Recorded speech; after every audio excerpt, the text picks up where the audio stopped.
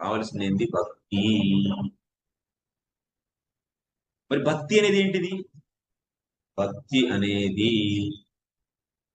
త్రిగుణాతీతమైనటువంటి పదార్థం. అది మూడు గుణాలకి అతీతమైనటువంటి భగవంతుడి యొక్క స్వరూప శక్తి యొక్క వృత్తి. భగవంతుడి స్వరూప శక్తి యొక్క వృత్తి.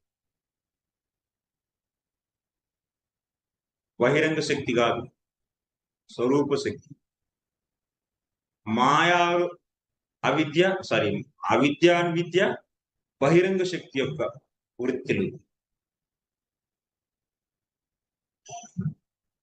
స్వరూప శక్తిని ఏమంటాం? యోగమాయ అని కూడా అంటాం. లేదంటే ఏమంటాం? అంతరంగ శక్తి అని కూడా అంటాం.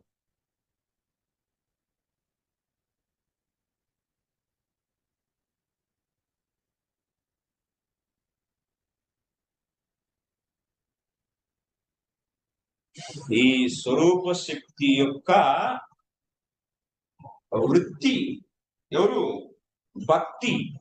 ఆ భక్తితో కనుక ఆవృతమైతే ఈ జీవాత్మ ఆ భక్తి ద్వారా ఈ పరతత్వం తత్పదార్థాన్ని అనుభవించగలుగుతుంది. ఆ